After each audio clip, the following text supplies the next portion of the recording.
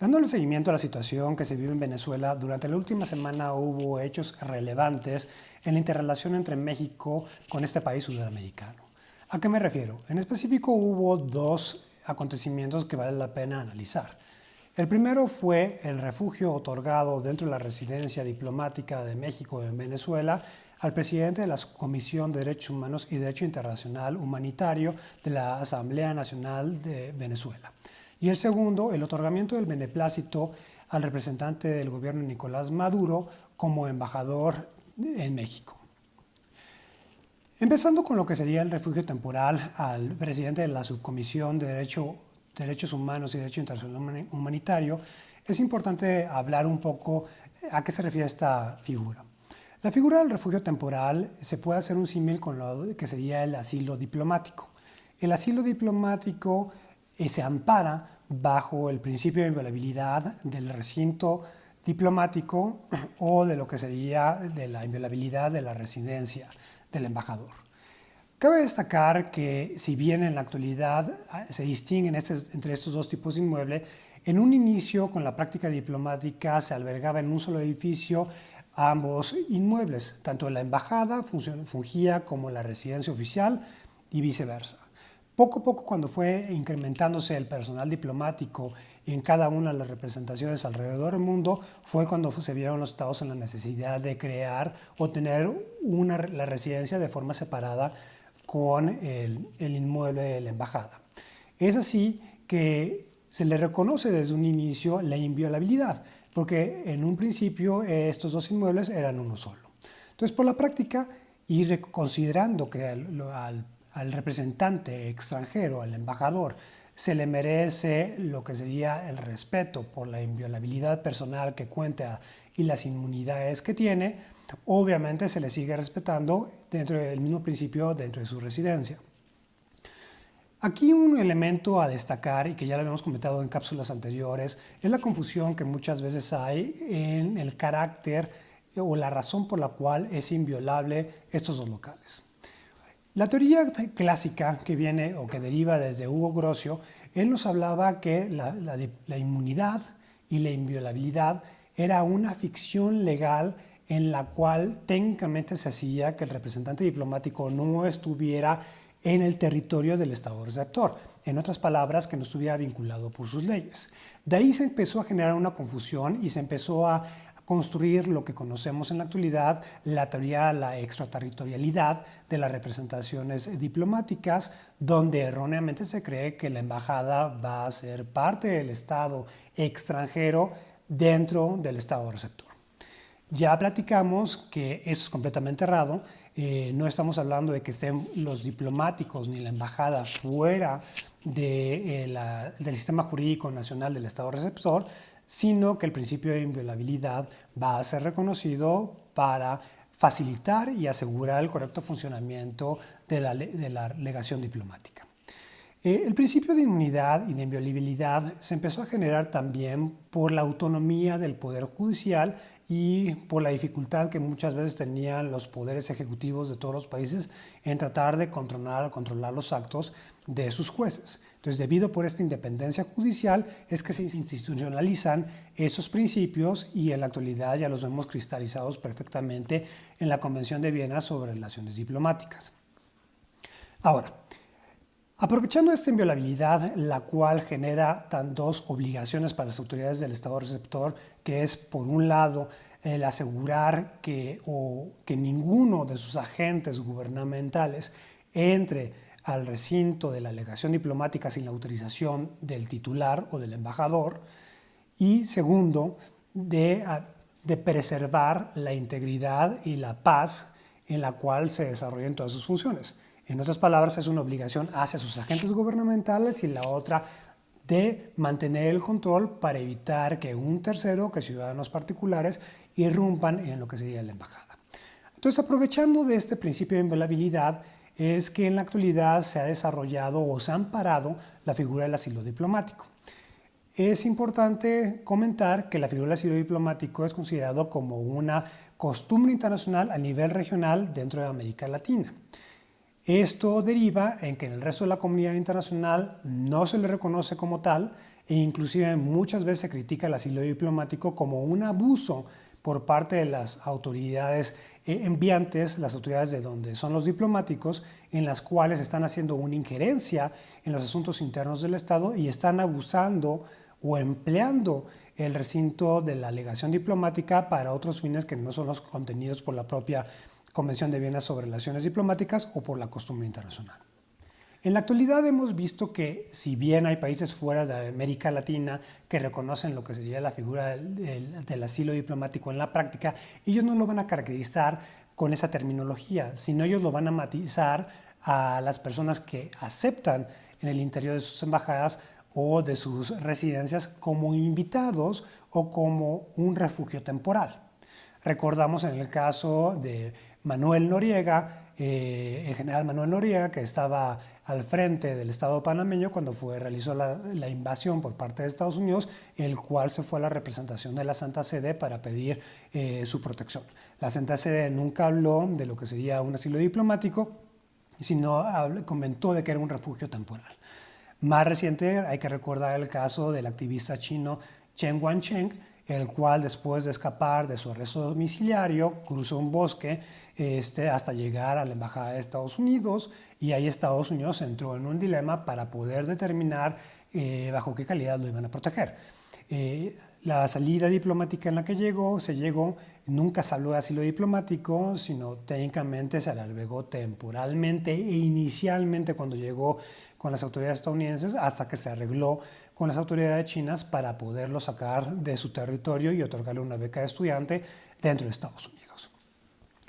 Es así que los dos principios, la figura del asilo diplomático y la albergue temporal, van a ampararse bajo lo que sería el principio de inviolabilidad del recinto diplomático o de la residencia oficial. Nada más que con la diferencia es que el asilo diplomático lo que va a buscar es obtener un salvoconducto de las autoridades nacionales para poder extraer a la persona. En cambio, la residencia, el albergue temporal, lo único que va a buscar es blindar, como propiamente lo dice su nombre, por un corto periodo a la persona de circunstancias que pudieran poner en peligro su integridad física. Algunos estados que han tratado de establecer algunos criterios para poder determinar en qué casos se les va a otorgar la protección o el refugio temporal han señalado que son tres los elementos que se requiere para otorgar el mismo. Primero, que haya evidencia. Segundo, de que va a haber o que está en peligro inminente e inmediato la persona que está huyendo, un peligro hacia su integridad física. Y tercero, que esta va a ser consecuencia o puede ser consecuencia de una persecución en su contra, ya sea por el gobierno del estado receptor o por una turba. Entonces es así, cuando se dan estos elementos, que se le otorga el refugio temporal dentro de las instalaciones de la legación diplomática. De esta manera, el gobierno de México, utilizando esta figura, es que le otorga el refugio temporal al presidente de la Subcomisión de Derechos Humanos y Derecho Internacional Humanitario de la Asamblea Nacional Venezolana.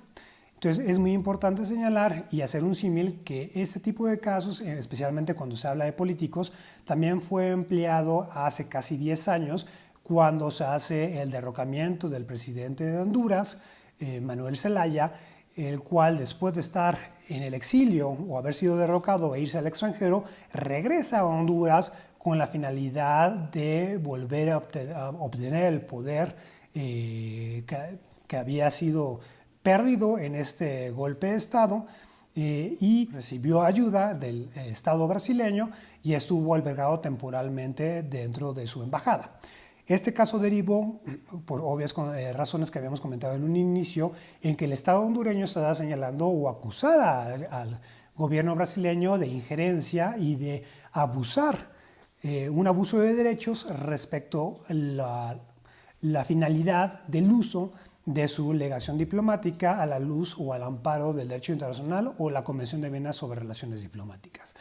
Al final del día, se descontinuó el caso por parte de Honduras ante la Corte Internacional de Justicia y no se llevó al fondo del asunto. Pero resultó muy relevante ver cómo en la práctica, con la finalidad de evitar que se le otorgara un salvoconducto a Zelaya y este tuviera que salir del Estado hondureño, pues es así que se le caracterizó en todo momento como invitado de las autoridades brasileñas dentro de la embajada, facilitando así la maniobra política con la cual había, o con la finalidad por la cual había regresado al Estado hondureño. Para la situación de Venezuela hay que recordar que hace unas semanas Leopoldo López, después de salir de su arresto domiciliario, también recibió esta asistencia por parte de las autoridades del Reino de España, las cuales también lo albergaron dentro de las instalaciones de su legación diplomática. Pasando ahora a lo que sería el beneplácito del próximo embajador en México, el cual fue nombrado por el gobierno de Nicolás Maduro. Aquí el gobierno de México, en su boletín de prensa que emitió, cita lo que sea la doctrina Estrada, en la que nuevamente señala que el gobierno de México va a seguir este principio de política exterior, en la cual no va a entrar en el juego de reconocimiento o desconocimiento de gobiernos, sino simplemente a aceptar a los representantes de los estados con los cuales ya tiene relaciones diplomáticas. Este asunto va a ser relevante porque hay que recordar que hubo un cambio dentro de la política exterior mexicana, dentro de la nueva administración encabezada por Andrés Manuel López Obrador, la cual está cambiando a lo que teníamos con el gobierno de Enrique Peña Nieto, ya que en el sexenio pasado teníamos que el gobierno de México había retirado a su embajador por la propia situación que se vivía en Venezuela. Entonces, eso significa este beneplácito otorgado esta semana, que probablemente vamos a reanudar o subir el nivel de la relación entre ambos estados a nivel de embajadores. La situación de Venezuela, como hemos visto y como se ha desarrollado, inclusive el día de hoy, ante el llamamiento por parte de la Unión Europea para que haya una mediación o haya pláticas entre la oposición venezolana y el gobierno de Nicolás Maduro, entre el presidente, los representantes del presidente reconocido como de jure, Juan Guaidó, y el presidente de facto Nicolás Maduro, nos evidencian cómo es muy complejo esta situación y cómo poco a poco está teniendo ciertos matices diferentes en lo que sería la esfera del derecho internacional. Todavía sigue la misma situación que hemos comentado en cápsulas anteriores sobre los efectos jurídicos que hemos visto en cortes extranjeras, sobre los efectos jurídicos de este reconocimiento por parte de los estados. Nada más como dato al margen, es importante señalar que si bien ambas figuras del asilo diplomático y la del albergue temporal cubren o están amparadas bajo la Convención de Viena sobre Relaciones Diplomáticas, el fundamento jurídico para el cual se encuentra la inviolabilidad del recinto de la legación diplomática va a ser el artículo 22, y en cambio el artículo 30 es el que va a hablar sobre la inviolabilidad de la residencia oficial. También es de destacarse que el Estado mexicano no es la primera vez que realiza este tipo de gestos, porque también hay que recordar que cuando Pinochet llegó al gobierno en Chile, el gobierno de México albergó a más de 100 chilenos dentro de la residencia oficial para tratar de proteger la integridad física con la que ellos cuentan. Como podemos ver, la línea fina entre lo que sería a lo mejor el principio de no intervención y la protección que tienen el resto de la comunidad hacia los derechos humanos de las personas, inclusive que no son subnacionales, es una línea muy delgada. Muchas veces se puede caracterizar, dependiendo del momento histórico, un pronunciamiento como una injerencia, pero bajo la visión moderna en la cual es reconocido los derechos humanos como obligaciones erga omnes, después de lo señalado por la Corte Internacional de Justicia en el caso Barcelona Traction, podemos ver que los estados sí tienen que decir en lo que sería el respeto y la exigencia de que los estados protejan a sus propias sociedades. Es así que la actuación del gobierno de México, así como diferentes legaciones extranjeras en Venezuela, con lo que se está viviendo en la actualidad, pues efectivamente no se puede considerar como una violación de derecho internacional, sino como apegado a la práctica que se tiene en estas situaciones. La situación de Venezuela Ya lo he dicho y lo reitero, todavía falta mucho por ver, entonces hay que estar analizando y estar al pendiente de cómo se desarrollan los eventos en las próximas semanas.